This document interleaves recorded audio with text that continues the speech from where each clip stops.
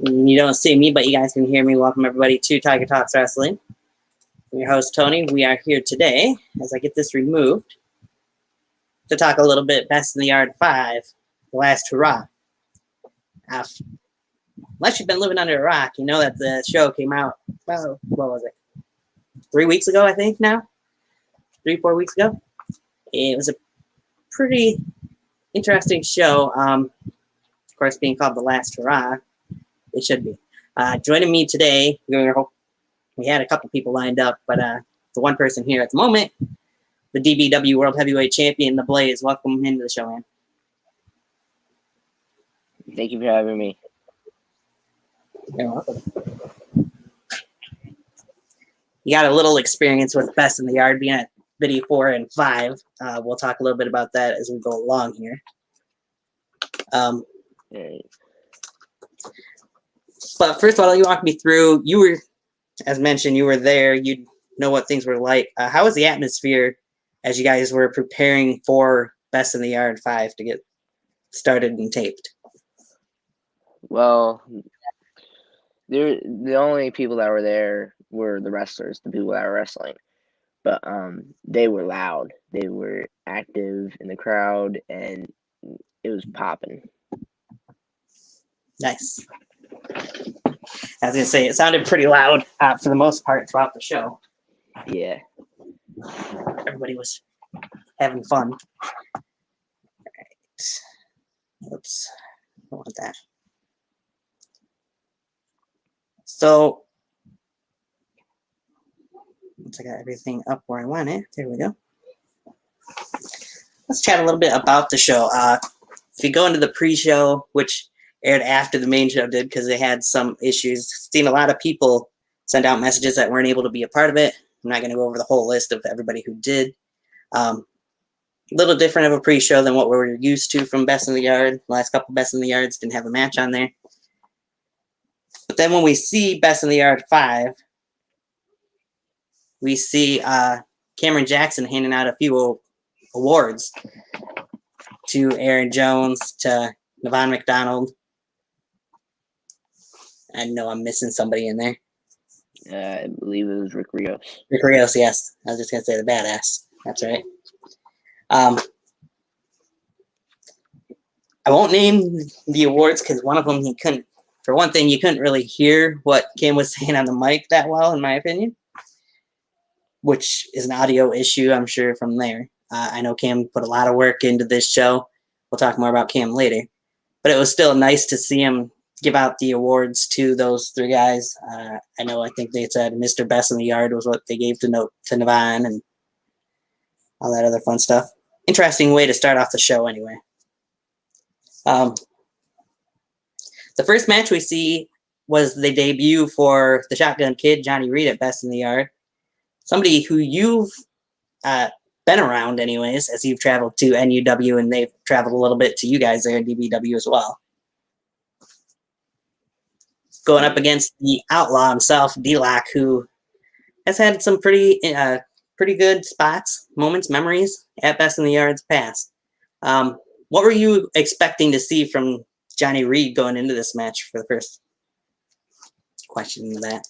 I was expecting him exactly what he did, just put on a show and to make a statement, and he did that by having a really good match with D-Lock. Which, for the most part, isn't hard to do, it seems like, anytime that anybody's in there with D-Lock. I believe you've had seen D-Lock a few times before this, obviously, as well. Best in the Yard and a couple other shows, King of the Yard, for that matter. I thought this was pretty much the perfect match to have as the opening contest because it was something that was going to be fast and pick up speed throughout the match, and just seemed like I said, the perfect match to put on there first. Yeah. From there, they had a little video from J Joker Designs, Justin, if you will, mentioning all the things he's been a part of, how he's made the graphic designs for BITY 1, 2, 3, 4. I'm sure he did some with this one too, BITY 5. he's just an all-around nice guy, and it was great to actually have a little video and give him a chance to say what he wanted to say on there as well, I thought. As he's worked with so many of these companies over the years. So we'll move on. The next match, of course, was something that you were a part of, the Battle Royal.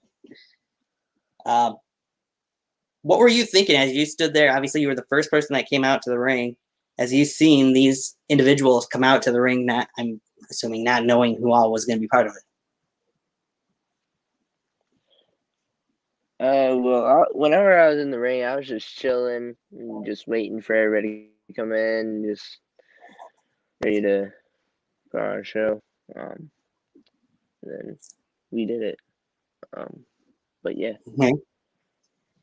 So I'll go over the participants that were in there. As mentioned, you were out first. We seen Chase Bridges make his return, which was something that was unexpected, I think, to a lot of people. Everybody thought he was done wrestling because of the injuries that took him out when BTW was still active. And then we'd have Becca Blair, former Mrs. Daniels, make her entrance out there. We'll get into her spots that were in that match, too. She made quite the impression. First and only lady in Best in the Yard history to compete at Best in the Yard. So there's that. Somebody you're very familiar with, Hellhound, was the next participant that entered. And we got world-class Alan Reed, The Disease, Jason Atlas, Navy Van Kelvin, who I'm not very familiar with, but I was pretty impressed by him in that match. Adam Anderson. Then you had the UWE duo of Winnipeg Warrior and the Black Bullet, Boogie Bullet himself. And you can't forget Clunk. Now we got to see some fun spots in this match with some of those names. Of course, the first elimination, you see Black Bullet take himself out as him and, who was it? Was it Clunk or somebody was outside the ring and he actually jumped off the apron to eliminate himself? But the biggest thing that happened in this match, or one of the biggest things that happened in this match, I should say, was after Black Bullet eliminated himself, you see Becca Blair go outside the ring, and who happened to be in the crowd? Yankee the Difference Maker. And we all know what happened between those two at BITY 3. What was the live reaction like? I mean, we obviously could hear a little bit of a reaction through the screen, but when Becca went out and slapped Yankee, you just had to know something was going to happen off of that. I just imagine the reaction was quite wild there. Yeah, me personally, I didn't even know that was going to happen. I did know that they were going to do something like that, but I was definitely not expecting that, me myself. So whenever I saw it and everybody else did, we were just like, "What?" Like, Yeah, right. Just like it was just almost like an oh my god moment. Yeah. I mean, of course, after that slap, that leads to Yankee going in the ring, getting a hold of Becca, slapping her on the ass again, powerbombing her, and then eliminating her from the match. Deja vu from BITY 3, except for there wasn't no table this time. Yeah. I think that was one of the biggest spots in the whole match. You can go on to see Winnipeg Warrior get eliminated by Jason Atlas. He had his fun spots with Black Bullet earlier in the match, Winnipeg Warrior did, as they were off and on teammates again. Winnipeg Warrior eliminated, then Clunk got eliminated by Navy Van Kelvin, who again was somebody I haven't really seen much of, but I was pretty impressed by in this Battle Royal. Chase Bridges got eliminated by The Disease. Chase had some funny spots in there as well leading up to his elimination. You took out a guy that you're very familiar with, and Adam Anderson, next. I'm sure there's a lot of bad blood still between the two of you for that matter. Mr. Awesome's in the comment section says, "It's the DBW World Champion!" And he smacked that big booty. Yeah, Yankee did do that to Becca again. Sure, no love lost between you and Adam, and there will be more between the two of you at some point down the road. Anyway, We go into Navy. Van Calvin would then get eliminated by Alan Reed, leaving yourself, Hellhound, The Disease, and Alan Reed as the final four. What were you thinking? As you're obviously the smallest or close to the smallest of the four guys that were left in this match at that point. Well, I mean, I already knew what was going to happen, so I just had to take the pain and then just wait until it was the final two. And I personally was kind of shocked to see Atlas, The Disease, be the next one eliminated by Hellhound of all people. Hellhound then gets eliminated by Alan Reed, and you managed to kind of outsmart Alan Reed to pick up the win. As Alan went over the top rope and eliminated himself for the most part, thinking that you had been eliminated at that point and forgetting he had gone over the top rope himself and dropped down to the floor to throw you back in the ring. As mentioned, you had a moment at Best of the Yard 4 as well. You were part of the pre-show. Which one would you say one of these two moments was more memorable to you? And if so, why? That's pretty tough, because this one was not planned, because I was like, so Alan, he made a video on Instagram, basically like thanking everybody for letting him on the show. He explained that there was a botch, and that botch was him being eliminated. So that choke slam that he gave me, that was supposed to be it. But since I went through the middle rope, I didn't get eliminated. And then he stepped down and then threw me back in the ring, like, and then whenever I heard my music play, I was just like, what? Like, I was just like, I thought it was going to be over, because then he just walked away, and then I won. But I can't really say which one was more memorable, but they were both definitely cool experiences. Yeah, that's cool. Of course, you got the win over K9 at BITY 4 at the pre-show. For anybody who wondered. So then we move into a match that was very personal, 9 years in the making. And that match was, of course, these two guys known each other from CCW. You see Joseph Everhart go up against the megastar himself, Drew Hood.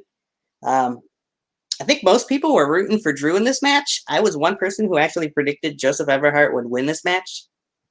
Not to brag, but I was right, and Joseph did actually pick up the win over Drew here. They had an amazing contest, though. You see, early on in the match, Drew feigning an injury, doing something that we've seen from Drew before. I would say myself, kind of reminds me of the FTC version of Drew Hood. But in the end, injury or not, again, Joseph Everhart was able to pick up the Duke. These two guys, I believe, afterwards shook hands too. So perhaps water under the bridge after that match.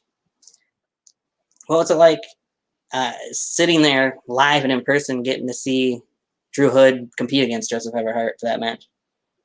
Well, I've never seen Joseph Everhart wrestle before. Or I've never even met him. But whenever I saw him in the ring with Drew Hood, it was really good. It was a good contest.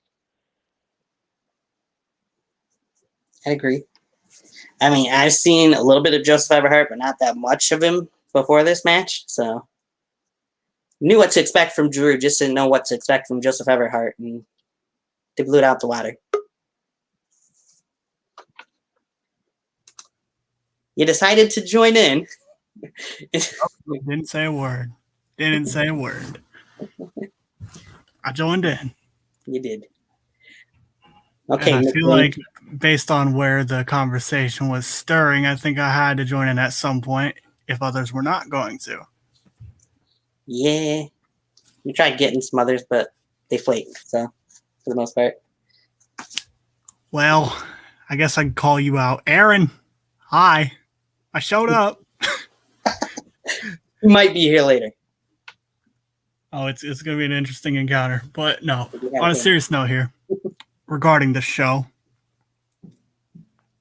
I rewatched it at various points, trying to get a refresh of things. Now it's been a little bit, but I guess I'll jump to where you guys are at this point, which is, I believe, Drew and Everhart.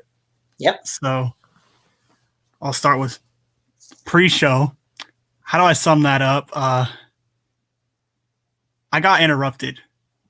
You did. And I was emotional about that. I But who just interrupted you? I left. Who interrupted me? Yeah. Well, Come on. okay, one was different than everybody else, and one was Right. the best at what he do, Mr. Better Than You, at BITY 5. Oh, yeah, I think you're onto something with that. He looks kind of like that. I wonder why, but I don't know. he's doing big things. They are doing Yeah. big things, and I got interrupted. And at that point, I just said, Arnold, take over. He had no choice. And then the opening contest. Well, I guess I should break down the awards. I think all three deserved it. And it was really caught in the moment. You could obviously tell. Right. I can't speak for them. I think they will speak for themselves at a different point, which I'm pretty much confirming here. They will speak for themselves at their own point. Probably break it down for you, how they feel about it. And So before you move on past that, though, what exactly were the awards for all three of them? Did you catch it? the Code of Honor Award was Code of presented to the Badass Rick Rios. That's one I didn't really catch. The Heart and Soul, Aaron Jones, which Yep, and I think Mr. Boom. everyone caught on to that. Yeah. And the Best in the Yard goes to Nevon McDonald. And three very deserved people that deserve to be recognized when it comes to this event. True. I'm sure the case, maybe some people feel others, but others got their spotlight in other ways. So it is what it is. Right. No disagreeing with that. And the opening contest, D-Lock, Johnny Reed. Wow. How do I break that one down? Them chops. Oh my. I was woof. I felt for you, Johnny. I really did. Right. The shotgun kick versus the shotgun kid. Probably one of the matches I was looking forward to most on the entire card. I ain't even gonna lie. It could have Understandable. very easily went deeper in the card if it wanted to, but it definitely set the pace. And you know what? I think D-Lock got the victory, but Johnny Reed made his only and final statement when it comes to BITY. Right. Like he damn sure left a mark in that place. Like I said, I felt like that was the perfect match to have actually opening the show. Yeah, I agree.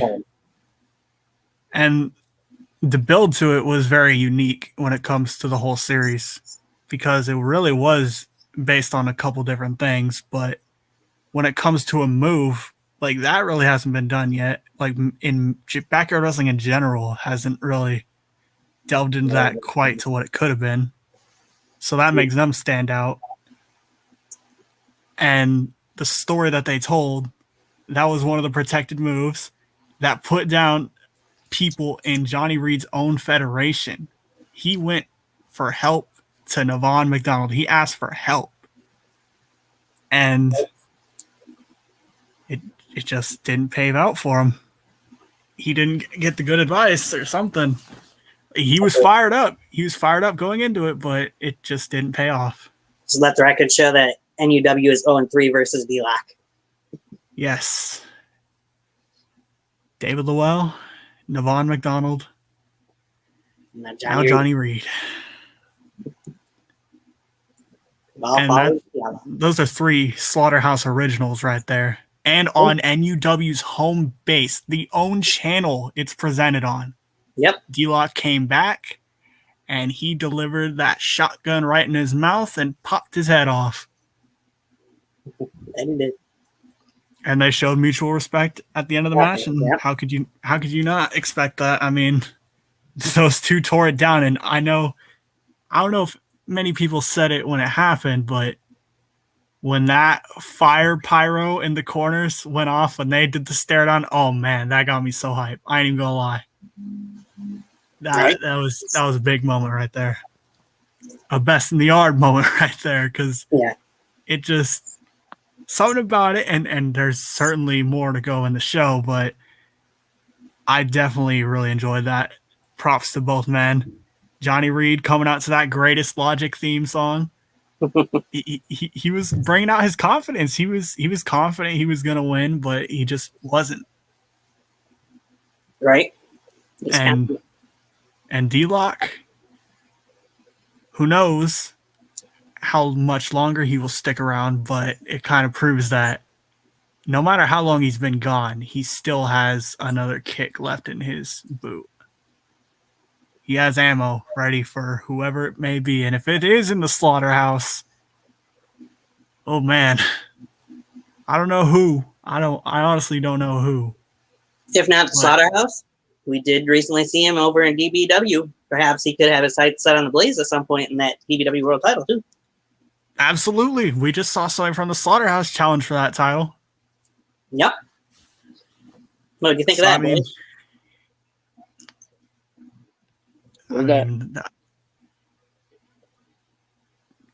It just is what it is. I think D-Lock may be coming for you, Blaze. He might just be. Yeah, he's been on my bucket list. So, I mean, I'd be down for that.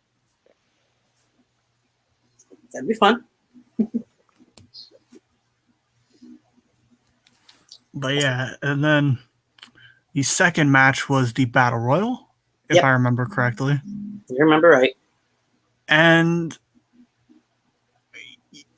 at first it was a pre-show Battle Royal, but this time it got bumped up to the main show. And you're wondering, like, why is it taking place after this? And I think it was to give a little bit of a breather after that explosive encounter with just chops galore. Right. I mean, those two are on fire, literally. And seeing people that I haven't seen in, like, literally years. I know, right? I mean, I ain't even gonna lie. The person that made me, like, just react the most is probably the Black Bullet, because I wasn't expecting that at all. Big Bullet. Absolutely. The Black Bullet. You got Chase Bridges. You got the Blaze. You got Alan Reed. Just the weirdest mix of people on paper, but, like, it just worked for some reason. And I think it was something worthy to watch, because just the things that you see, I mean, there was some special moments in that match. I mean, just Allen was tossing people around. Adam Anderson was one of my favorites to actually win the thing. And it's kind of ironic because the person who beat Adam for that DBW World title is in this call right now. Mm-hmm. And the person who won this match, as a matter of fact. Yeah, also the person that eliminated Adam Anderson in the match. Yeah, so I mean, Blaze is just kind of, he just burned like Adam Anderson. Like, he really did. He took over his group. He did all that. Man, can't stop the Blaze right now. He is on fire, literally. He went to Best in the Yard. He got another victory because I believe he was the one that beat, well, formerly K9, but K. Omari. Yep. So he's 2-0 and forever will be 2-0 unless the Last Hoorah is not considered the last. But as it appears, 2-0. And so, I mean, before I let you go past that, what was some of your favorite moments in the Battle Royal, though?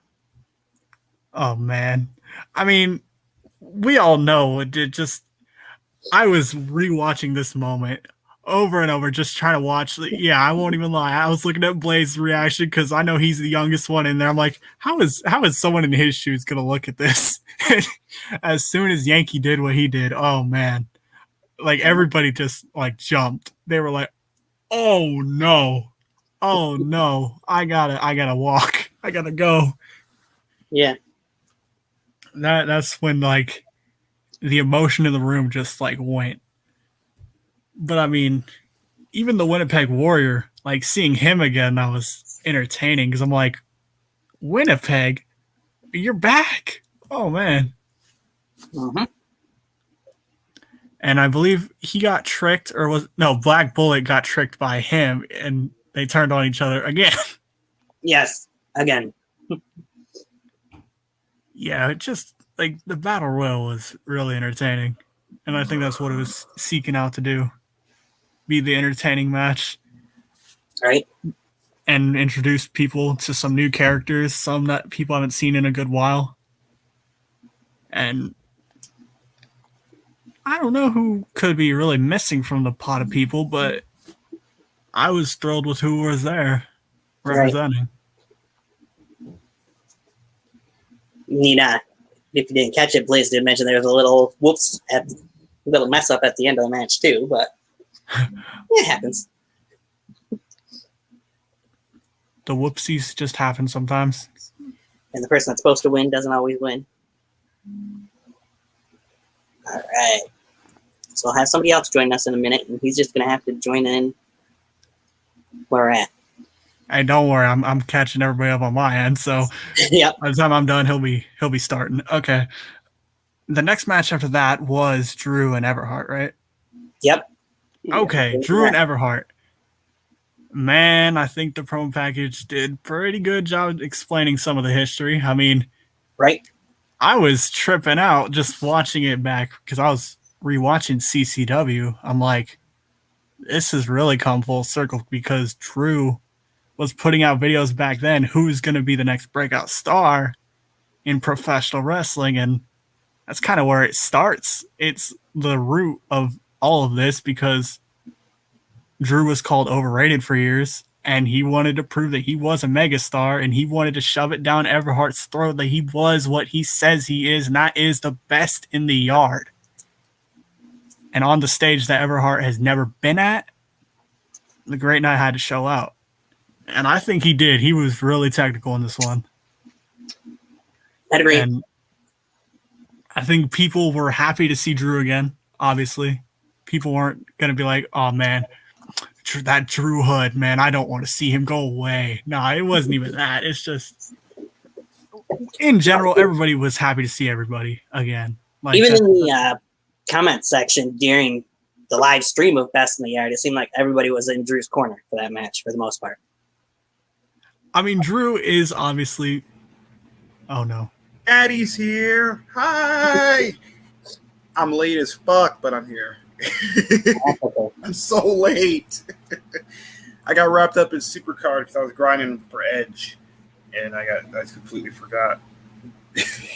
Yeah, good. Hi. As you were saying, Mr. Awesome.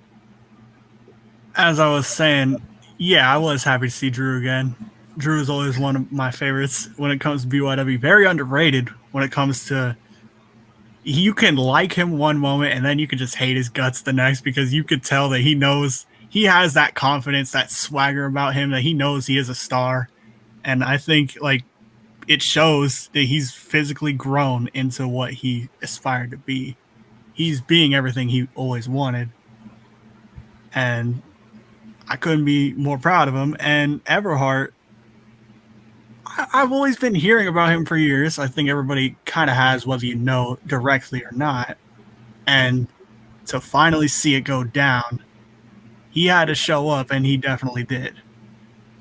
And Right. in the wildest of circumstances, it went down. And man, like I said, one thing that sticks out immediately besides Drew's entrance, I mean, just the return of the megastar. I mean, everyone thinks of that, but Yeah, his entrance is just so reminiscent of the Hollywood version of The Rock. Yeah. Drew is just a star. That's what he is. And A megastar. A megastar. Precisely. And one thing that sticks out is because everybody was, I think, everybody kind of would expect everybody to just be happy to see Drew again. And then he gets injured. Oh no, the match is over. Oh man, we waited all these years for this, and then Drew just nope. Right? He takes it right back into his own control. It was a clashing of styles. He yeeted Everhart though. I'm just saying. Like as soon as everybody thought he was injured, I thought he was injured for real too. I'm like, great, awesome, cool. Never mind, we're not gonna get to see Everhart. Not everybody. I thought he was. You could just feel like if you know Drew throughout his career, he will pick at your emotions. He's done it before. He told you he was going to retire, and then he came back, and he was doing it one more time when it mattered. He was going to take his moment, and that's where it starts. He's trying to prove that he is everything to Joseph, and it almost paid off for him too.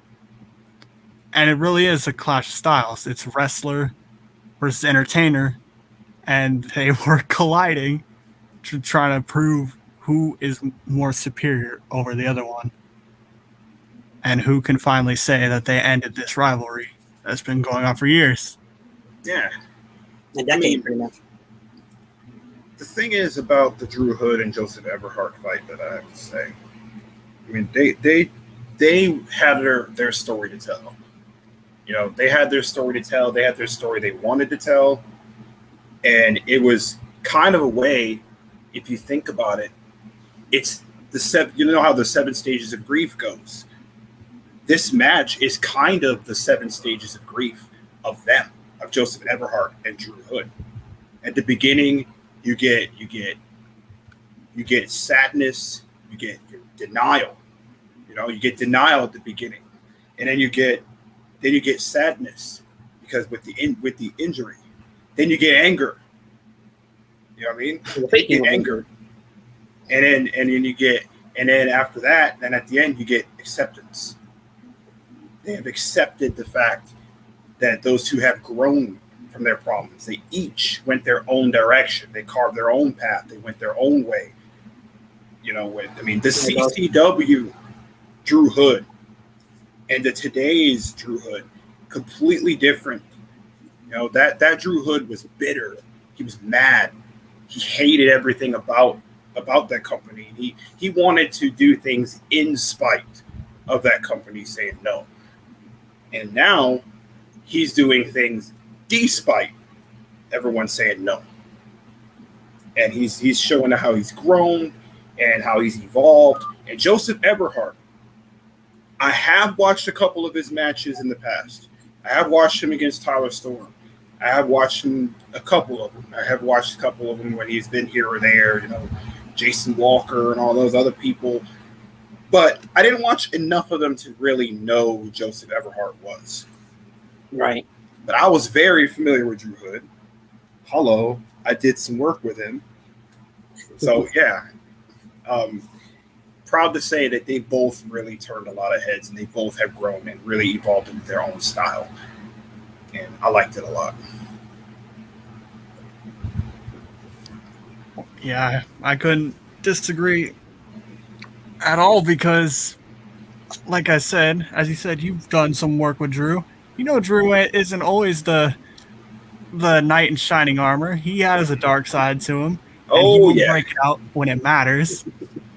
And he will bring that heat out of you, and he will push the limit. Mm-hmm. And he'll do whatever it takes to win, because at the end of the day, it's about winning. It's wins and losses matter. Sorry, AEW logic. Oops. Don't want to get you taken down for criticism, so I better shut up about that. But anyway, kind of breaking the fifth wall here, even though it doesn't exist. But yeah, I mean, I think it's gonna. I think Drew Hood's gonna be champion somewhere one day, like somewhere big. You know what I mean? Right. Look at AK-47, right? Quit for 3 years. Now look at him. He's in the Nightmare Factory. And he is. Yeah, and he did an awesome freaking job. And I think Drew Hood, it's only a matter. It's not the matter of how or where. It's a matter of when. He's a shining star. He's Haley's Comet, and I'm not just saying that because he's my friend. I'm just saying it as fact. He's Haley's Comet when it comes to the talent. Like, he can get the right reaction that he wants to get out of you, and I think that's going to lead him places, really big places. Yeah. I think a lot of people were surprised that Joseph Everhart won the match, but it was nice to see the sportsmanship between the two guys after the match. Oh yeah, that's the grief that I was talking about, the acceptance. Right. They're both growing from that.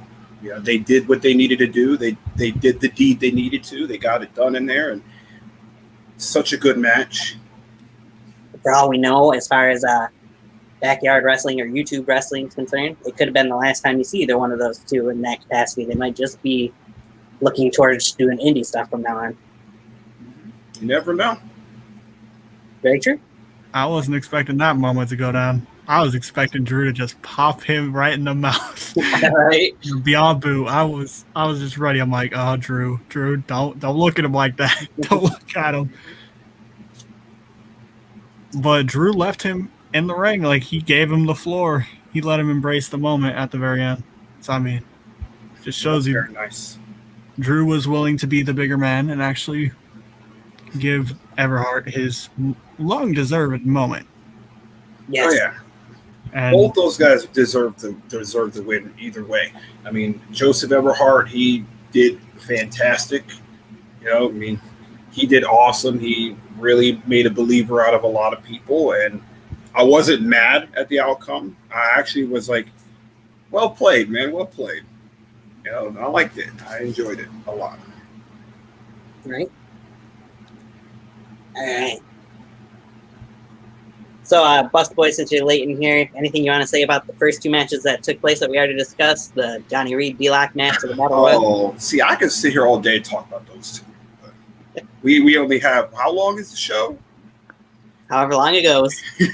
Those two, oh man. What can I say about those two that hasn't been said already, though? That's the question.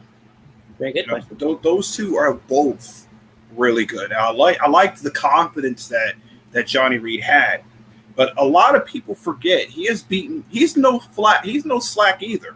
He's beaten some good people too. But I mean, I thought for sure that I made a big mistake during that. I counted D-Lock out because I was thinking, maybe the rust is going to play a factor in this. Maybe it's going to play a big factor into it. But no, he hadn't lost a beat. It's like he was never gone. And he gave him some good moments to shine. But at the end of the day, D-Lock did what D-Lock does. And he played spoiler, So that's what he does best. He makes a believer out of non-believers. Even if you believed in him, you still make a believer out of you. Right. Always out there kicking ass and taking names. yeah, I see where you're coming from.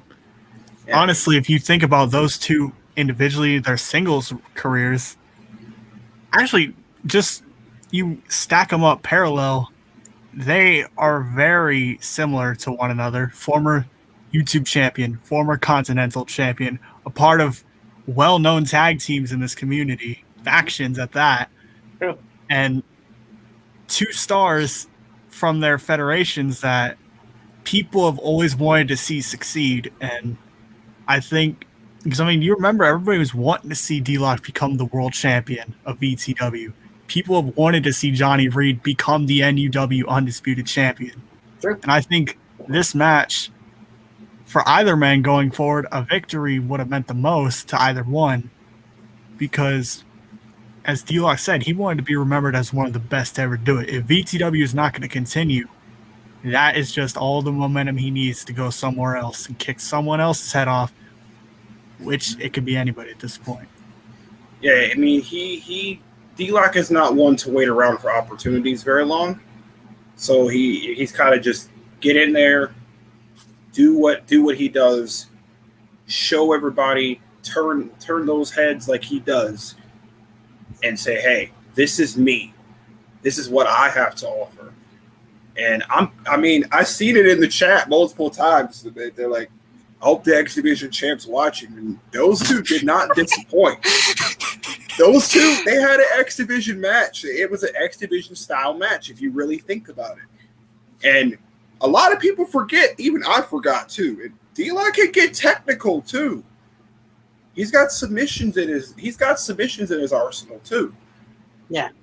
Like, a lot of people forget he's got submissions in there. He has made a couple people tap out at some points. He's surprised people with some triangle chokes and stuff too.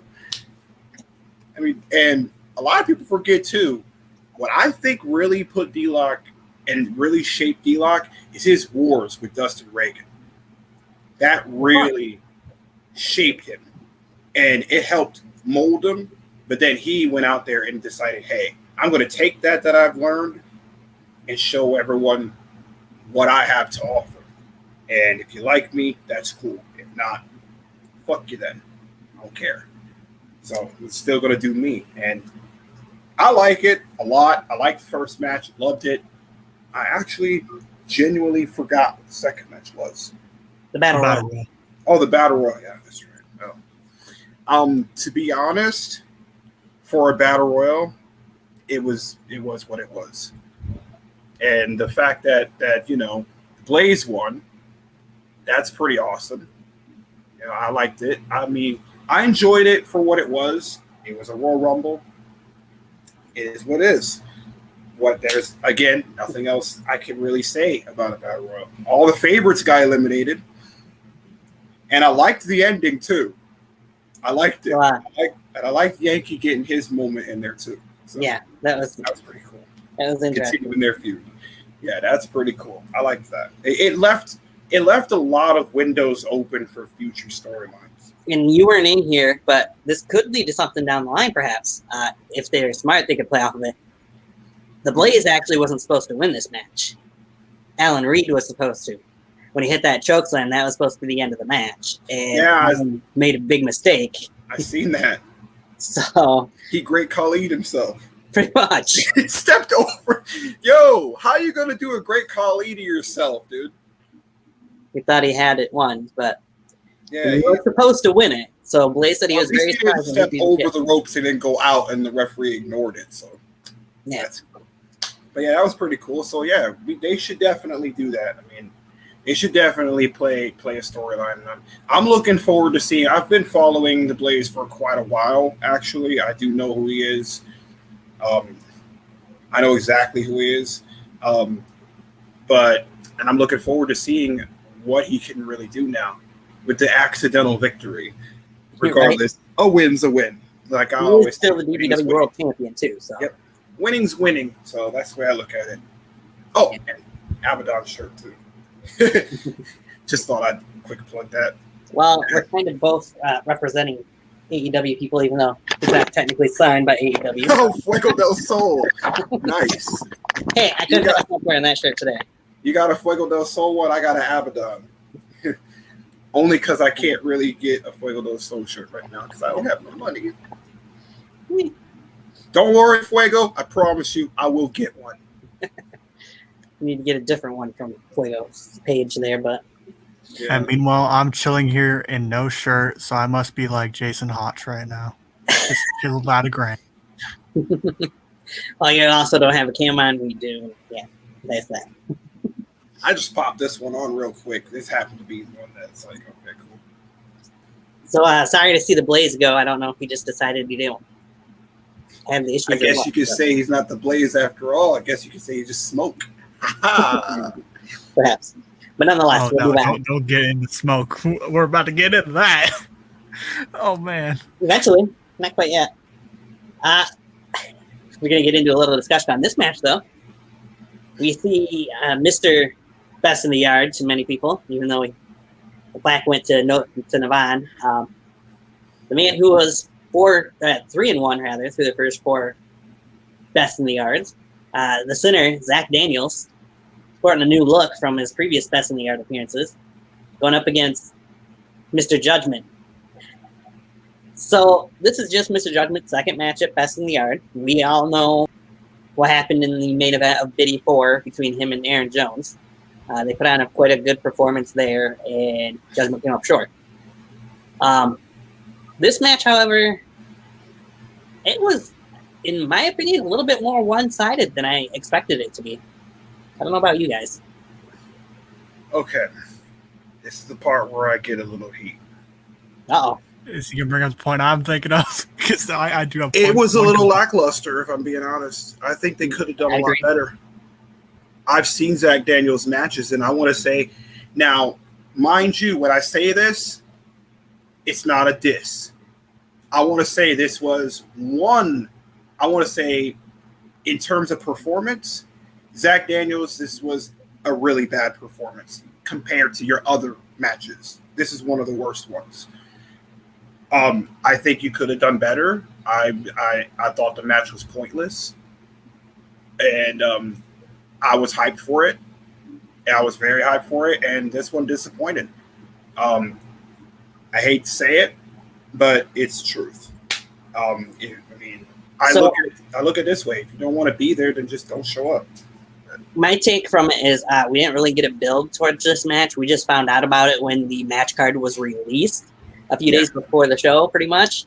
I wish there would have been some build to it. I know they had some pictures that they took on Instagram and social media of the two of them together since then, but yeah, I mean, it just felt, to me, it felt rushed. And it felt like something was missing in this match. Something was missing. I mean, I knew Mr. Judgment was going to go over because I look at it this way. I mean, they're not equal, but they kind of are. If you could beat Nevon, you could beat Mr. Judgment, and vice versa. They're kind of the same. They're just a little bit. One's more intense than the other. Yeah. You know what I mean? That's the only difference. Like, Mr. Judgment's in your face. He's more in your face than Nevon is. And Novan's kind of like inflict as much pain as possible and watch him suffer. And Mr. Judgment's like, let's get this shit done and get the hell out of here. That's how he is. He's always intense, always in your face. I have watched a lot of his matches, so I very well know who he is. Right. Obviously, I know who Zach Daniels is. Of course we do. Totally don't know, even though I've totally supported BTW for like years. But no, wait. Who's Zach Daniels? No, I know, right? I have to be serious there. I thought it was Hellhound for a minute there. What? Who's that? But anyway, I just felt like with the time they were given and with the little build that it had, they did all right. But compared to the rest of the card, it's a forgettable match. Yeah, it was. I think I would agree. It was kind of the sleeper match of the show. Yeah, I mean, and I don't mean people didn't think it would be good, and it was great. I just mean it's kind of the sleeper. Hey, we got another person. Uh-oh. No. Oh, no. Shut up, you shiesty motherfuckers. Oh, no. Yes, it is I, Nevon McDonald. And I am the king of the mountain. But you already know that. Indeed we do. What a pleasure it is. I'm here in Fort Lauderdale on vacation right now. This is my buddy Jeff here. We live Tiger Talks Wrestling. We are. Very live. Tiger Talks Wrestling on YouTube. Like, comment, subscribe for the man right there. He interviewed a lot of legends in the community. Yeah. I've interviewed a lot and still have a lot more to go. And a lot more to go. You sent the link. I'm here, bro. Yep. So, Nevon, since we got you here real quick, we're just now getting to Zach Daniels and Mr. Judgment's match from Best in the Yard. Okay. So, Mr. Awesome was about to give his take on it. BustaBoy and I we were kind of... Oh, shit. Mr. Awesome on here, too. Look. Oh, and BustaBoy. Oh, my goodness. Yep. I love y'all. Mr. Awesome, Tyler, you already know. You already know. I had a couple drinks. You already know. You were getting litty titty, I see. It's officially Leo season. Okay. We did have the Blaze in here, but he's dipped. So, but when it comes to Mr. Judgment and Zach Daniels, you know, two of my favorite opponents, two awesome competitors. They get in there with anybody and steal the fucking show. Both of them just clean, so professional and easy to work with. Love everything about them. Character, wrestling work. Both of them. And to see them go at it one-on-one was a pleasure. I told them before they went out there, too. I was like, I'm so excited to see this motherfucking match. Y'all gonna kill it. And that's exactly what they did. I was happy about that. Good match. And awesome for Mr. Judgment to get that win on Best in the Yard over to Zach Daniels, somebody who's definitely considered Mr. Best in the Yard, of course, for all the stuff he's done in VTW and Best in the Yard itself. So, right, amazing match. So, you say amazing match. We say it on camera, through the camera. It didn't come off as good as what we've seen Zach Daniels have before. Oh, yeah. Oh, my goodness. What the hell is going on? You guys just provoking the Best in the Yard. Y'all motherfuckers. Provoking him. Well, you know, I understand. You know, everybody's entitled to their opinion. You know, I respect that totally. Zach Daniels in there with Yankee, in there with Chase, in there, you know, all the years, and Mr. Judgment with Aaron. This match itself, I thought they did pretty good, in my opinion. I thought it was awesome. You know, y'all entitled to yours. I respect it. You know, I certainly do. If you thought it wasn't all that in a bag of chips, then that's fine. I mean, it was all that in a bag of air, but look at Kev. Kev, you the man. You the man. Yeah. BustaBoy. Man, it's just good to be here with you, Nevon, man. Respect. I don't even care, you know. I just like being with you. Yeah, did you see me when I was clowning Corey Graves during the the freaking prediction show? Yeah, prediction show. Yeah.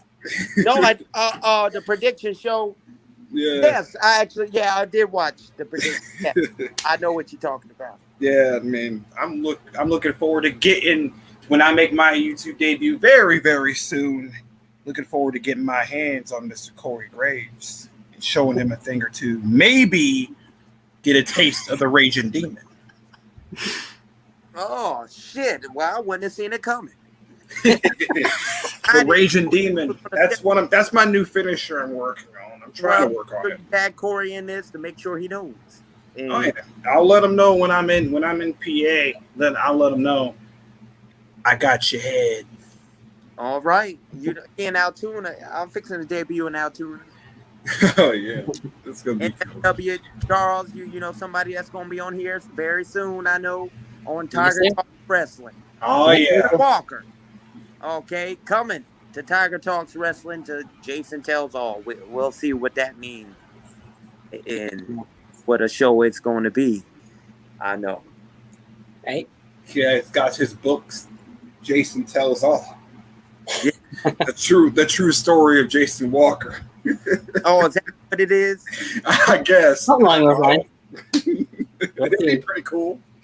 Absolutely. Jason Walker, very iconic in the community, legendary, somebody that's on my bucket list of wrestling sometime very soon. And now that, as we know, I'm joining NFW, we'll see if that match is going to happen. That'd be pretty cool. I mean, I'm just letting you know, I'll be happy knowing that you're just in the ring. I'm just happy watching you do your work. Oh, don't. Oh, I'm not even just saying that because you're here. I'm just everyone knows how I feel. Like ever since Cameron Jackson introduced me to you, dude, I've been right there. Yeah, you sure have been. I remember. Mm-hmm. I'm glad he introduced me to you. You the man, Kev. I sure appreciate everything. You know how much it means. The comments that you have given, you know, same like everybody here on this live stream. Tony and Mr. Awesome, Tyler. All that means so much to us, and I can speak for me personally, definitely how much it means to me to have that support that y'all give, and that's why I love this motherfucking thing. I love to go out there and do it up, whether if it's the King of the Mountain or if it's the Last Emotion, Right. Oh man, I got a lot to say about that too. When I haven't even got to that match yet. No, we ain't on that, Tony, yet. We ain't on it yet. I got a lot to say about that too. Well, I got some time before I go out because I'm already got some numbers here. I already met some girls at the beach. We going out to Hard Rock tonight. It's lit, if you know. You be pimping as old. But I got some time. Gotta make sure I get up on here. All right, Nevon McDonald is our favorite pimp. Yes. Pimping done right. Yeah, they're Latinas too. They're Latinas. It's gonna be a fun. We celebrate my birthday here. 26. Dang, happy birthday, man. Young. That's still young too, by the way. Tony, you know that is. That's super young. Hey, I'm older than you, so. And if you're this good at 26, I'm looking forward to seeing what you're going to be 10 years from now. For real. You just wait. It's going to be good. Somebody better sign you. I know that. You and Evercreed. For real. Oh, they're missing out on somebody. Oh, I can talk about Everett. All right, I know we got a show here. That's why I'm keeping my stuff in check. Like you're making before you leave. Who knows?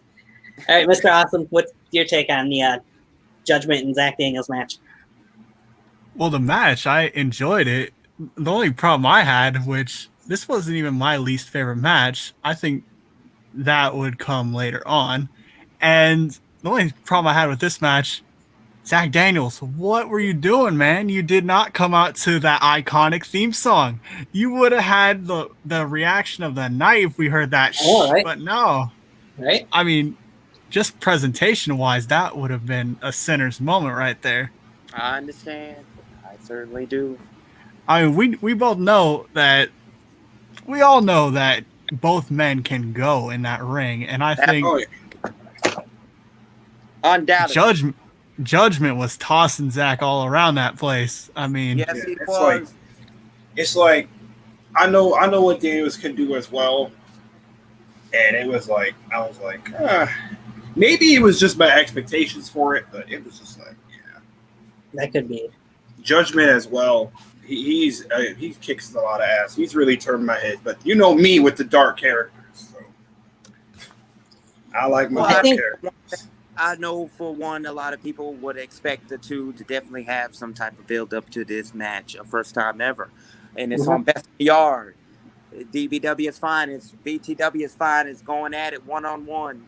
Personally, for me, two of my favorite opponents to ever go in there with, you would expect to have some build to it. But, there's some things going on and so on and so forth. We wasn't able to get that. But I feel like at least we was able to see ultimately them to have the match. No build, but I feel like to me the match delivered. Better than most WWE stuff. But yeah, everybody's entitled to their opinion. It's a lot better than most WWE stuff, that's for sure. It's funny. It's really funny because there was actually a WWE pay-per-view, I think that's the day after that, and I care more about BITY 5 than I care BITY 5. Oh, I'm just being honest. Hallelujah!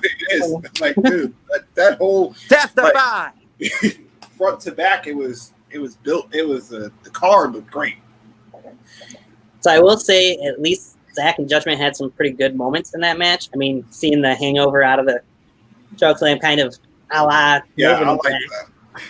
I always like that spot. Oh, that was. But I just felt like the ending kind of came, I don't know, too soon or seemed rushed or something along those lines. So. Okay.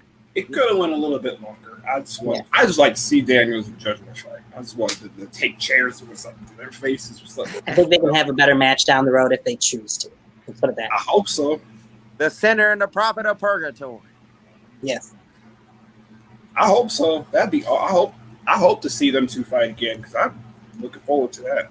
So now we move into what was the second, and of course, final tag team match in Best in the Yard history, as we get to see the Best in the Yard debut of the Wright brothers, DW and Buggy, versus one of the, if not the greatest tag team in this part of UIW's history, if you will, in the Bad Sons.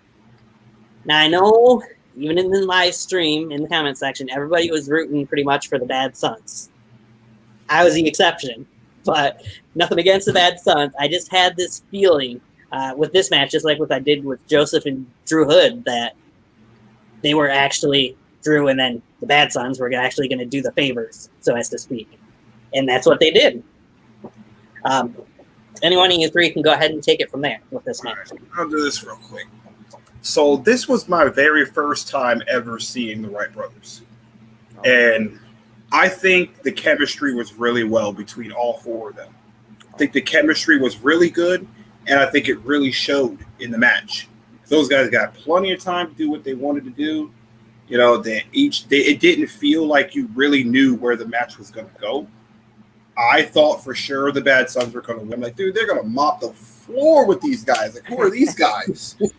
And then it didn't look cheap. Shit. The finish was good. I absolutely loved the finish.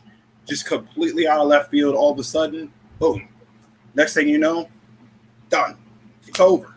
Like that fast. And they got plenty of time. You know, it didn't run too long. You know, and I think it did. I think they did really good. Yeah, that was.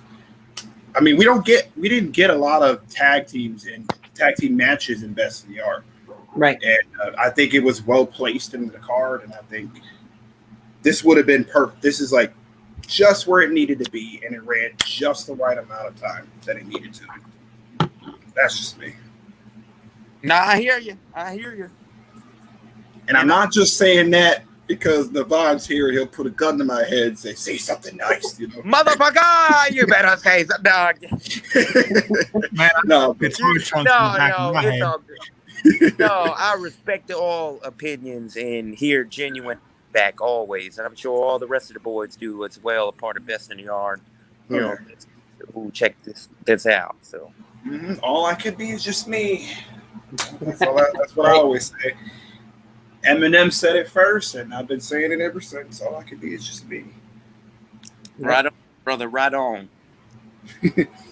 So this was, I want to say, the second time probably I've seen the Wright brothers. I believe they were part of BTW's Popular Demand last year, and I don't remember their match there that much, but I do remember seeing that they were part of the show. They came out there, seemed like they had something to prove, and they took it to the Bad Sons. We've seen all four of these guys in and out of the ring fighting each other at different points. We've seen multiple near falls where you thought the match was going to be over, and it wasn't, because somebody from the other team would just break it up. Right. I personally felt like they put on a tag team clinic in this match, and which isn't surprising when you got Ecstatic and Tyler, even though they hadn't teamed together in, 2 years or something like that at that point? And I think it's been a few years. I think this was Ecstatic's second match ever back as well. Yeah, right. He had that injury. He had an injury. Yeah. That sucked. Quite a time. Yeah, that was his first injury, like his first major injury too. And that first one's always a tough one. You got a lot of questions you ask yourself, a lot of self-doubt. When you get hurt, you can still go, but when you get injured, you can't do what you so many questions go through your head. Like, can I still go? Do I still got it? Can I still do what I did before? Can I still, contend with the big boys? You know, can I still do the crowd like me? You know, do they still like me? You know, and stuff like that. There's so much that goes through your head. Oh yeah, right. I personally was happy to see Ecstatic as part of the Bad Sons for this, and not coming out as Papa Giorgio that he's going by now in BTW and on the Indies. It just felt right to see the Bad Sons together at the last. No pun intended with the right. Right? Mr. Awesome, what was your take on this match? Well, I guess I have to be the bearer of bad news. This was my least favorite match of the The whole night. least favorite match out of the 8. He says Yeah, out of the 8, the tag team match of the 4 is this one that the worst of the bunch. Okay, let's no, I'm saying let's out hear of this why. show, it just did not hit with me, and I don't know why. I'm not against new talent being showcased, but And wrestling. I just feel like the Bad Sons weren't like they were not as fiery as they used to be in like typical performances, and I was like what's going on? It felt more like a tribute act more than like them on fire when they, you know Oh, what I mean? It yeah. just it didn't hit the same for me personally, and it's not like they did bad, but it's just it did not hit No with pun me. intended. I told I respect it. Of course, anything that your opinion on things for sure. I understand. Yep. Oh, and you said To bad. me, No pun intended. Because you said bad, no pun Mr. intended, Awesome. bad. Hey, I'm the king of dad jokes for a reason. And I don't even have no kids. BustaBoy. All right. No, for me personally, that tag team match, yeah, I see what you mean. I understand where you're coming from. Wright brothers weren't exactly a part of events that we were coming up, and may not know who they are. But when it came to what they brought to the table here on this event, I thought they did pretty damn good and a great showing. That was my first time meeting them. I thought they went out there and killed that motherfucking thing. Up in there with 2 people who have been together as a tag team, revolutionized tag team wrestling in VTW, and I thought they did pretty damn good together in their explosive match. What I say was number 1 of my favorite on the show. If you would ask, it wouldn't be, but it was still a hell of a match and a great showing from all 4 guys involved. I wouldn't mind seeing them wrestle again. But there's one thing that really bothered me about that. We didn't get a best in the yard cockfight. A what? A cockfight. Their move that they do. Cockfight. Oh, BustaBoy, you better not be saying that out loud. I said, what in the world the hell you talking about? What's wrong with that?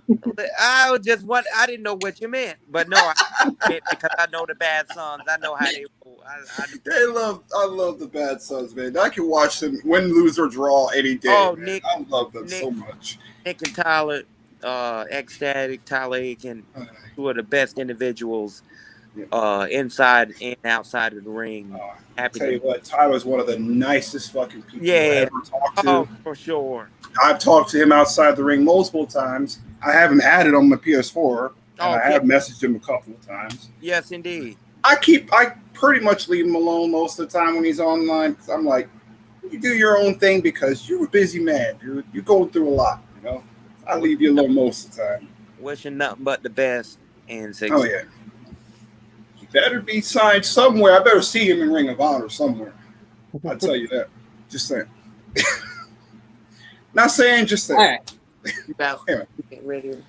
I mean, I could finish this off with clarifying my statement because maybe it does come off bad, like I'm bashing them, but it's really not. I know that Tyler and Ecstatic can go at best in the art. It's proven itself. It's highlighted on the NEW channel, most of their encounters in some form. Made by yourself, by the way. Yeah. Okay, highlighted on there. Crispy, everything well, everything good for the channel. I know we haven't been on for a year with new content. I know people have been missing NUW with all the stuff going on. I know. But we will be back, okay? And when we fucking come back, we're going to be better than we ever were before. You promise. I promise here. You hear what McDonald tell you. I can't wait until that day come. And it's going to be here before the end of the year. Well, we can't wait either because the two of us here are going to be doing that review show still. So Come back swinging, motherfucker. You already know, motherfucker. You already know. Hell yeah. People don't. They can think it's dead all they want, but when it shows that pulse of heartbeat, you gonna know what's up. We ain't never been dead. We never been dead. We've been alive this whole time. If we were dead, we wouldn't be releasing. Period. There would be nothing going up. Of all time. But the folks definitely would think that. But there's been things going up, and we're going to continue to release content after Best in New York 5 and be back with NUW Slaughterhouse sooner than you think. But I tell you what, to tell you one of my favorite quotes of wrestling of all time, and it's come true even in life. Just when you think you have all the answers, I change the questions. I hear that. That's one of my favorite quotes of all time. Yeah. I use it quite a bit. I hear that. I like that. That's cool. The only thing for certain in wrestling is nothing is for certain. All right. Yeah. And so pretty much to cap that off, I think the story that was untold with Zach and Judgment, I feel like what wasn't told was stronger than what was told in this case, because the story that the Bad Sons and the Wright brothers did tell, it made you feel like it was going to be like a lot better to me than it was. It just didn't hit the same with me. Maybe it's because I felt like the Bad Sons weren't as entertaining as maybe their Best in the Earth 3 performance in comparison. Right. So maybe it just didn't hit the same with me, but that's just me. Nothing against the guys at all, because they were all trying, I'm sure. I can definitely understand where you would get that from too. To me, actually, in my opinion, I loved it. I enjoyed it a lot. I did not see the Wright brothers winning though. I was like, damn, that was crazy. I guess you could say they kind of made a believer out of me with that one. So I was like, yeah, let's go. And they used a lot of tag team offense in that match too, that you don't always see in tag team matches either. So true. Even in professional wrestling, you don't see very much in tag team. Yeah. I'm glad there was a tag team match. Like Best in the Art, it is pretty rare, and out of the tag teams that have been shown at Best in the Yard, or could have been shown at Best in the Yard, I don't know if people would have wanted the Wright brothers, but they got the Wright brothers. But that's not necessarily a bad thing. Times have changed, and that's not a slight against them. But it's not even against them when I said it just didn't engage with me the same way as it did other people. It's just it was Tyler and Static just didn't gel. It just didn't feel the same. It would have been awesome if we heard if Tyler and Zach Daniels reunited and you brought their freaking Get Up by Korn back and they got together again. Skinny dudes. Skinny dudes with attitudes. Yeah. That'd be cool. All right. That wraps a bow on that one. The next match, of course, is one that our guest here, Nevon, would know quite well about. What happened? We're about to talk about Novin versus KO Mari. That's what's about to happen. Oh my! You had to get dramatic over here. Oh my! Okay, go ahead. So the first thing I got to mention is the smoke, pyro, the entrance all together for Novin. Best entrance of the night. Oh yeah, for sure. Thank you. I don't think anybody can question that one. Took like 20 minutes. By the time the match was over, it was still smoking. I know, there was smoke everywhere. You guys, that had to be hard to see. Yeah. Oh yeah. Like you guys were trying to stay in character too, but I could tell you guys could not see shit going in there. Like, yeah, man, we sure did. Oh man, somebody overdid it with the fog machine. I owe Cameron a lot to that entrance. If it wasn't for him, it wouldn't have been done. They didn't even tell me they was going to do it up like that. It's just like caught you off guard too. I was in much of surprise of everybody else there watching. I was like, I can't believe this shit. What the? Just like, just come out and all of a sudden you just see the smoke and the look. Your eyes go normal, and then your eyes just bulge out like what? And then you just like gotta stay professional. Yeah. Oh man. So let me be the first to say, when I first heard of this match happening, I was not all for it. Now that wasn't. I know you wasn't. That wasn't because of the Novin part of it. It's because of who is facing Novin, and Kei Omari is not as popular or as big of a name in the community as what some of the other people you would have thought would have been in this match. Yeah. But as I seen this match and as it went along, Kei Omari and Novin, Kei Omari especially, made a believer out of me. I was impressed by this match and by Kei Omari in the match, for that matter. And I have said, and will state it here, to me, this was match of the night. All right. This is the part where... glad you think so. I'm glad. This is the part where people are going to say, oh, you... I hope you ain't saying that just because I come on this live. Oh, no. You know better than Nevon. This is the part where people are going to say, oh, my God, you're just a fucking mark. Here I go. Ready? I'm about to be a mark. But, yeah, I'm going to be honest. When I first heard about this match, too, I was like, this is a bad idea.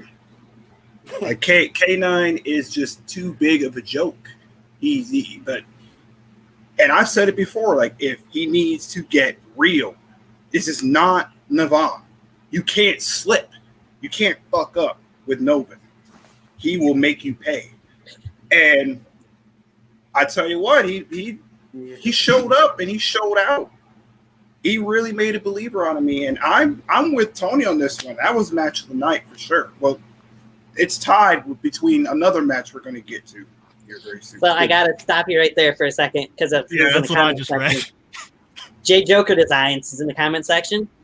He says, Joker, my man Justin.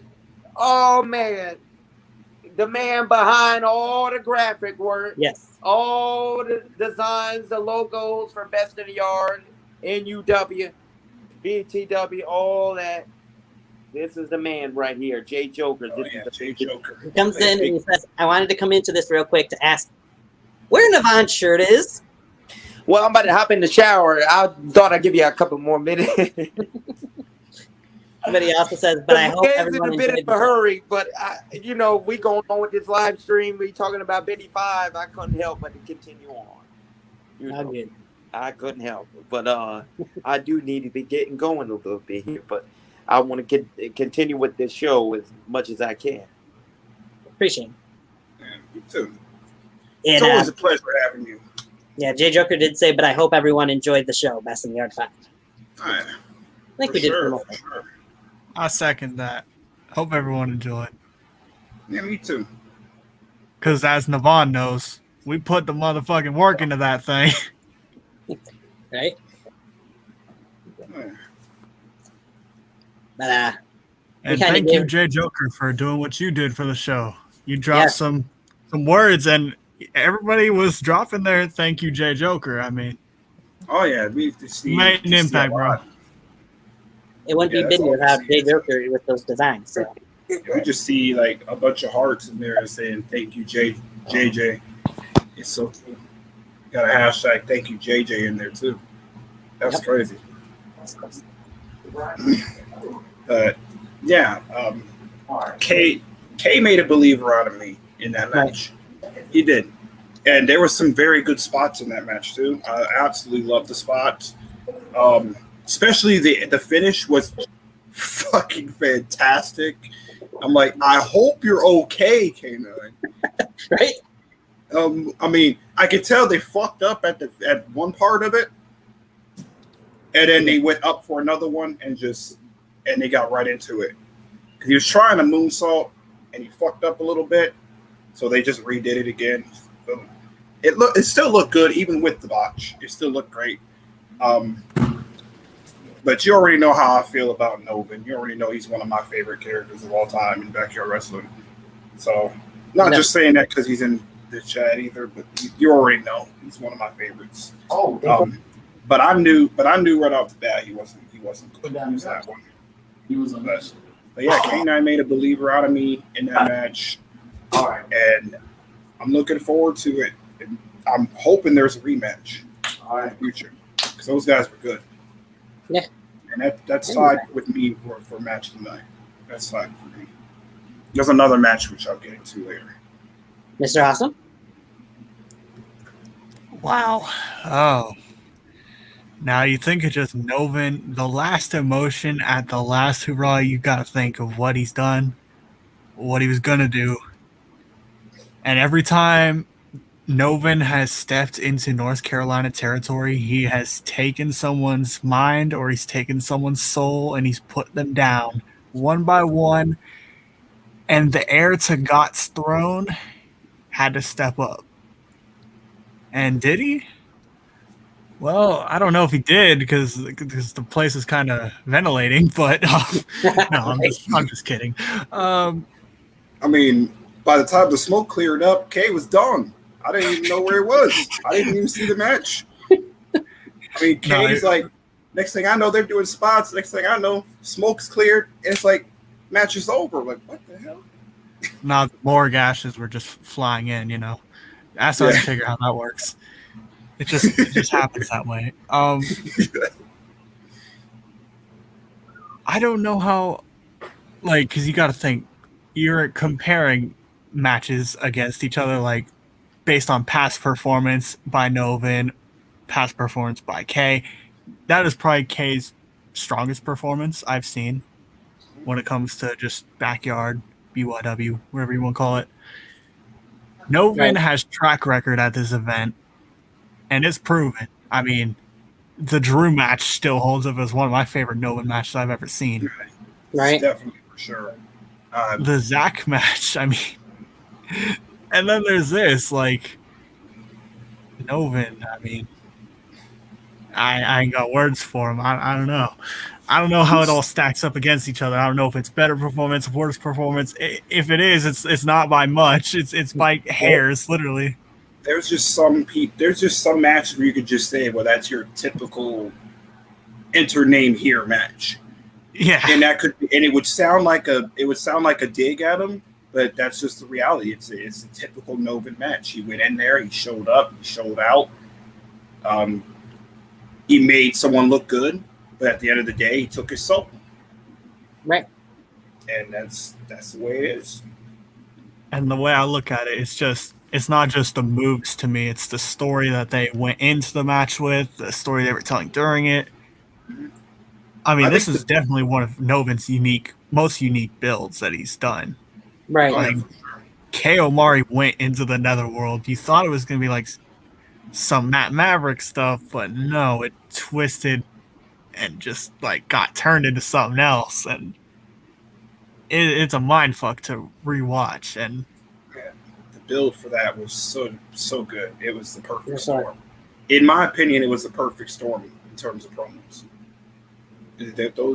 Kay started as a joke, being a typical him, and then the build for that afterwards, during the match, it kind of changed him. You kind of watch Kay Omari become something different. You watch, you see Nevin kind of play the mind games with him during the promos, and he's kind of fucked about it. Like, what the hell is going on?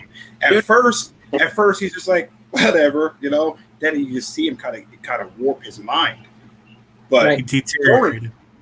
But during the match, you see a kind of a different side of Kay as well. He's not as joking it because he's starting to realize he how got much trouble he's in. First of all, he got no choice but to when he up in there with the last emotion. And I appreciate y'all for saying these things. For me personally, I'm saying here,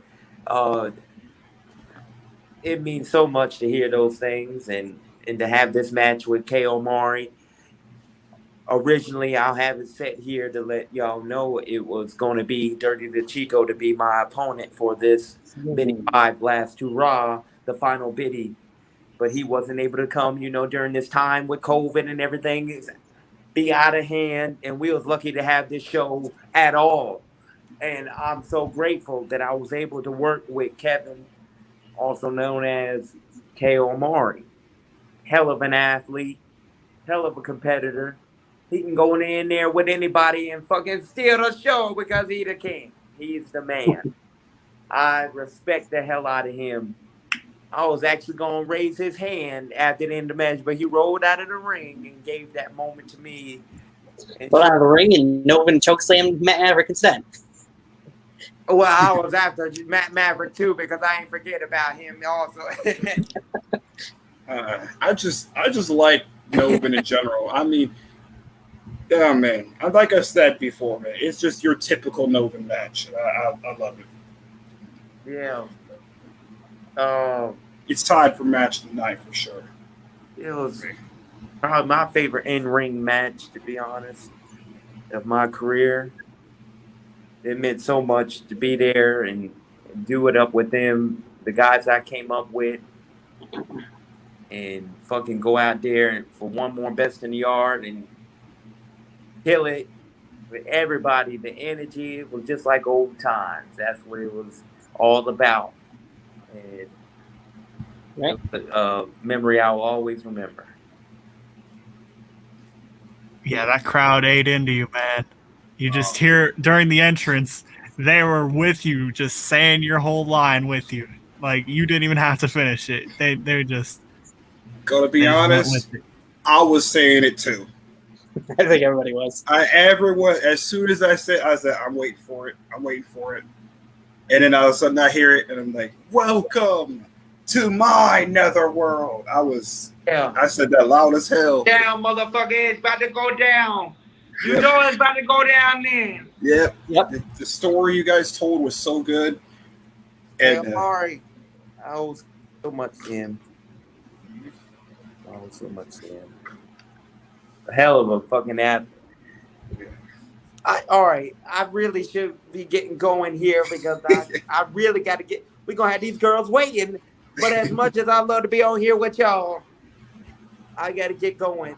But I want to make sure I get in here on Tiger Talks Wrestling on this review show for the Best in the Yard 5, the Last Hoorah, an event that will live in our hearts forever. It meant so much to be there with all them and do it up for another show. Don't mean it's the last of us, just the last of the Best in the Yard era. Don't mean it's the last of the individuals that are on the show. Okay, let me just make that known because I know some people out there think it's the last of all of us. No, that ain't what it is. We're going to be back. We going to be motherfucking back. You best believe what McDonald tell you. And D-Lo Smith. D-Lo Smith, motherfucker, I'm talking to you. My own flesh and blood. My cousin who loved to run his mouth against me and talk shit about me. You're going to get what's coming to you. You're going to get what you finally been wishing for to come true. It's been a dream, just like it's been for dreams for many others. It's going to be a dream, but it's going to be a dream to come to reality. Because I'm going to put you down and show who the superiority is. McDonald over the Smiths. First time ever with me in there with a family member. It's going to be good. You best believe it. But y'all, I got to get going. Best in the R5, Evergreen, Cameron Jackson, the main event with Rick Rios, the referee. Fucking unbelievable. The show, Johnny Reed, my dude, in there with D-Luck. Unbelievable. The entire event, Battle Royal. I can go on. I wish I had more time to talk. And there will be another where I do have a conversation about this whole event and so on and so forth. But thank you so much for all that y'all mentioned about it. K.O. Amari, I have nothing but the utmost respect for. And he is the future of what we love, this business, the professional wrestling. Kev, Tony, Mr. Awesome, thank y'all so much.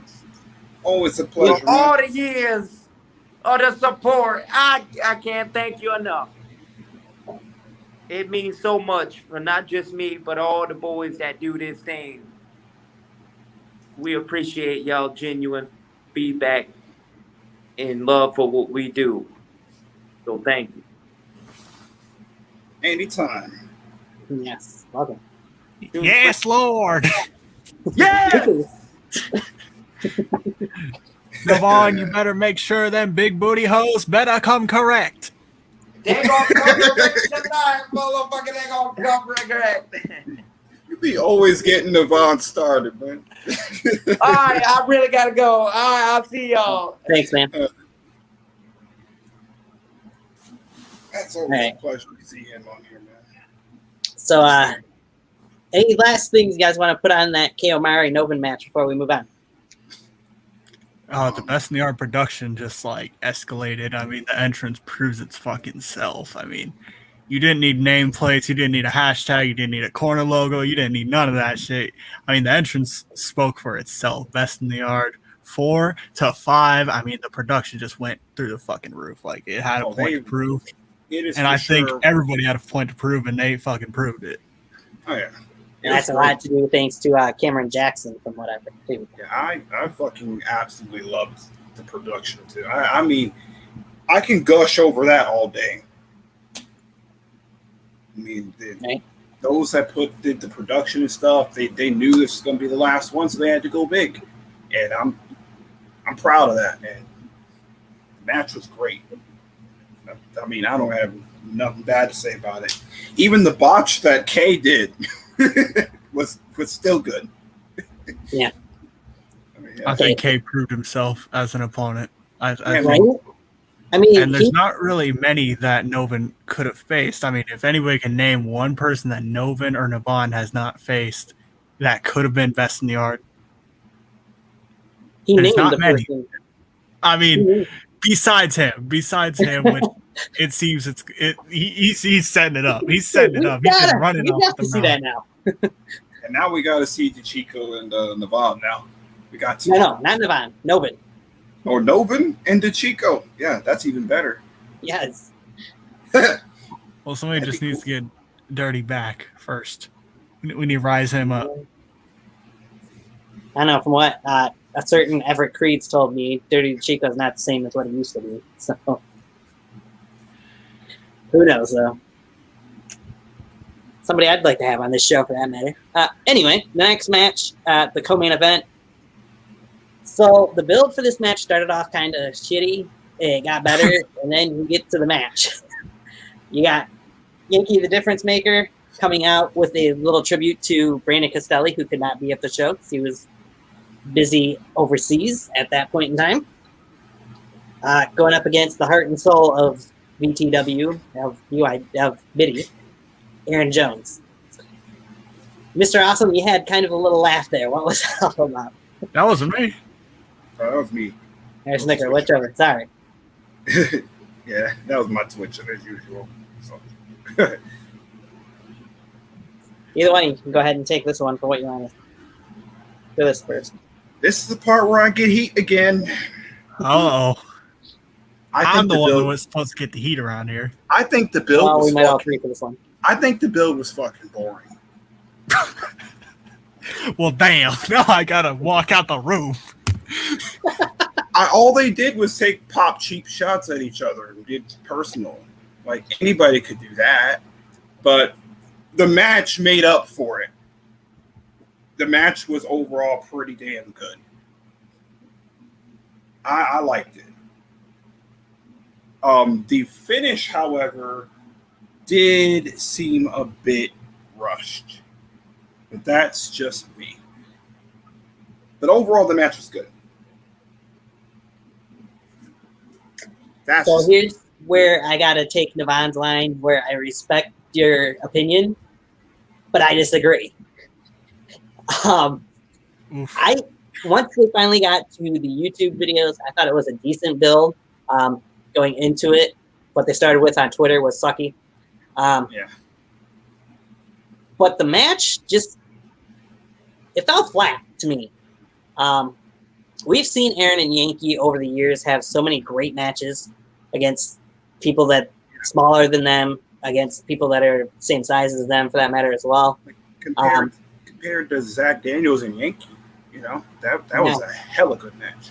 It was, even though at points it was a little lopsided. You looking at it, but and they still put on an incredible match. To me, it's just we went from Yankees' last match pretty much that we knew, unless you watch UWF New York.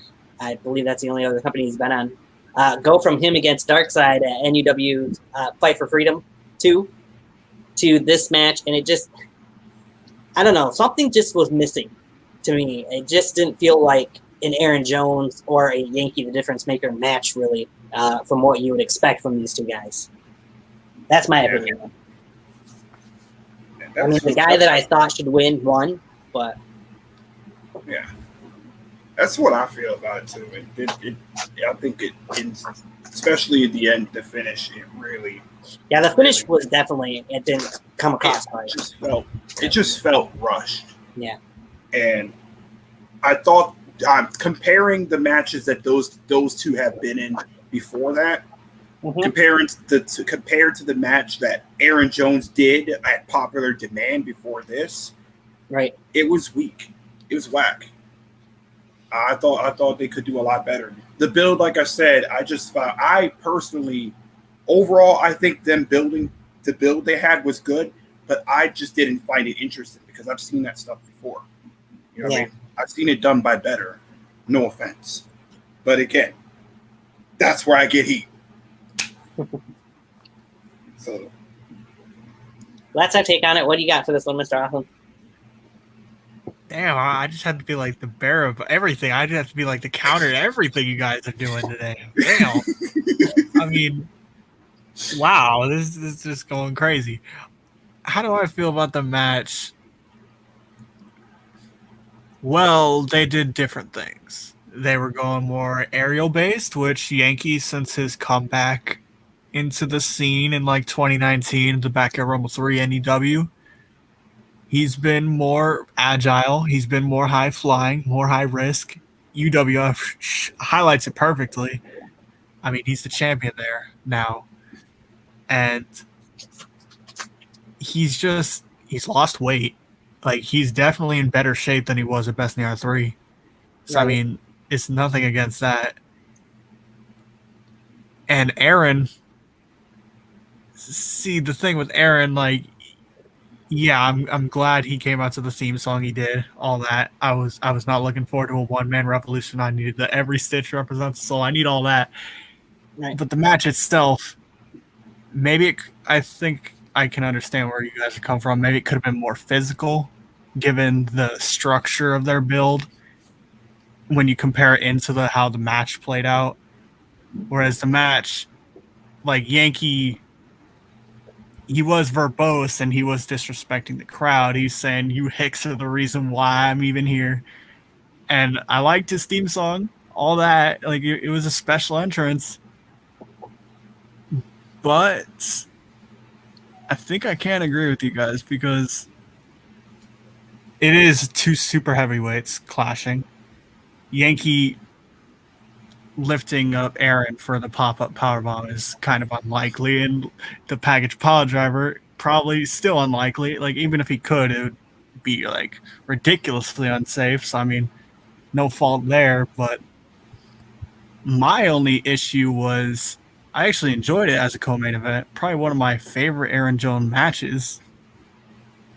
And the thing was, it's just in comparison to the build, it did not work well. No, it was like water and fire. They were building it like they were going to kill each other out there. Like they were going to go out there and pull a Sami Zayn and Kevin Owens every week and just like. But it was not to be. Yeah. Well, I just think like the build, like they were getting personal and like it was getting intense at times because Yankee pretty much said that you did not earn your spot at all. You did not earn this shit. I had to break from nothing to get to where I am. I am the difference maker. You just called yourself a revolution. I am the revolution. I brought the Murder Club to best in the art. I did all this, and you were undefeated, but did you earn that? So Aaron had to prove himself, and yeah, I think people were expecting. It could be seen either way. You could either expect the streak to continue, that Aaron was growing, or you could expect, okay, Yankee wins, streak broken. It's kind of typical, but I think the tone of how they went about it, the emotional side was where it went. It just went completely left because the build, the structure of the build versus that part of it, it just did not balance out well. It did not work. It did not make sense. And not to take anything away from the match, but I almost feel like them talking after the match, it just didn't seem right to have it right there. But I didn't mind the speech. I didn't mind the speech. Like, I think if you were going to go for the emotional tone, go for the emotional tone. But it just did not make sense in how they told the rest of the story. It just threw the whole match off when they did that. I mean, don't get me wrong. It was confusing emotions. It was like, it was good, but if you're gonna talk all that shit, right?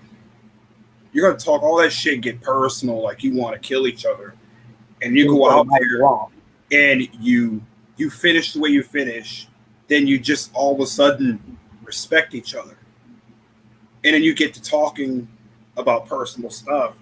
I think they should have saved that one for the end, the very end. I think they should have put that over at the end, like not at the end before the tribute to everyone, throughout the years. But I think they should have put that like a little bit somewhere else, so they won't. What's the word I'm looking for? So they won't misinterpret things. Yeah, so it would be a lot better.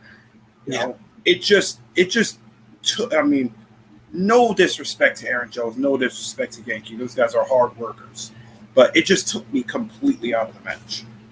Right. You have to blur the line between reality. You have to have a gray area between the characters and the actual people, which I like that, but it just didn't work here. This speech just didn't work, and it just kind of like.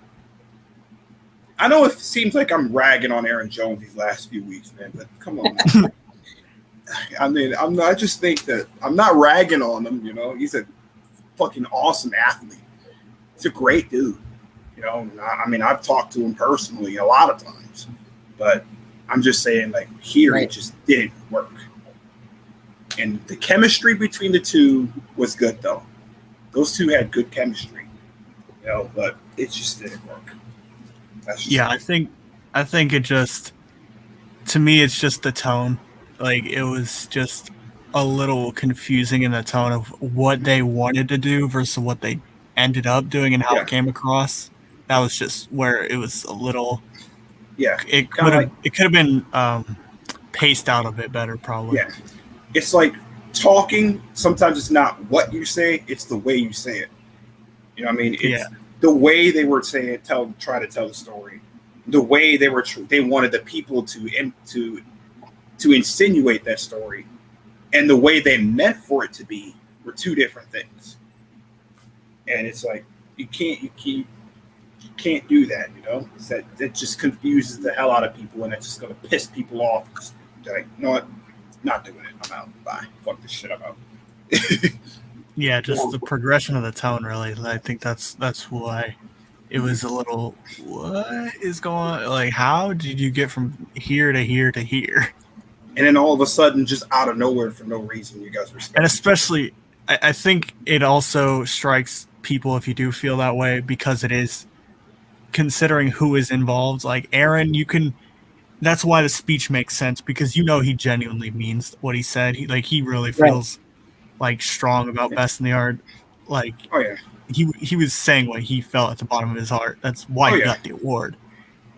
Oh yeah. But I think when you consider it's Yankee, you don't expect him to change his tone from just being disrespectful to somber all the moment. Yeah, I think it would have been better if So Yankee would have quickly. left the ring and then let Aaron have his moment there. Yeah. I just think that Aaron, I mean, I'm not knocking Aaron or anything, you know, even though it definitely sounds like I am. And because he genuinely loves the business, you know, and we definitely need more people like that, you know, in wrestling. But I just think the speech was it's just the timing of it and the tone it was setting. It was good, but I just think they could have done a little bit of a better job with it. You know, that's just me. That's just my opinion. Well, the streak is over. Yes, it is. Kevin Shaw, Everett Creed, Corey Graves, TJ Sakara. The next guest on Tiger Talks Wrestling, Jason Walker, and Mr. Judgment. And now, Yankee the Difference Maker. Does he stand as the big man of BITY? I don't know. It's all open to interpretation, but yeah, I don't think like that. Oh yeah, true.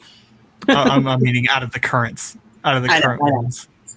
But and I don't even know if I'd consider Dirty. I'd probably consider a big time guy, but yeah, I get your drift.